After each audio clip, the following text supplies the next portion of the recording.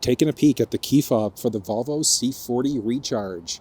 Now this is going to be the same fob setup if you're in the C40, the XC40, and a number of other Volvo vehicles. You've got your Volvo logo along the back side of the fob. There's also the Horner panic alarm button on that side. You've got the lock button, unlock button, and then trunk release. So all you're going to do is just push and hold in order to lift it up.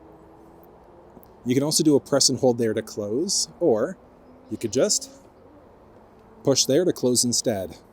On top of that, the very bottom of the fob, you've also got this little black cutout there. And when you, it's a little tricky to do, there we go, remove the panel there, it's for the emergency access key.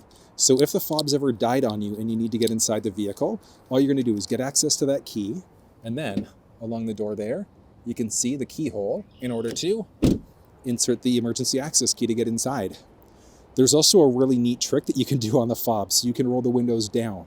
All you're going to do is press and hold the unlock button. There you go, and it's going to take a second. Down they go. You can push the lock button to pause it part way, and then to continue the cycle, you just push and hold the unlock button again until it continues. Then you can release the fob. So really handy trick, and then you can also roll them back up again. So same idea, but you're going to go the lock button instead. So you're just going to push and hold the lock button. That's going to start the process. Unlock is going to pause it, and then you just do a push and hold again in order to continue the process. So really cool key fob tricks inside the vehicle. One downside is that there's no way to remote start directly through the key fob.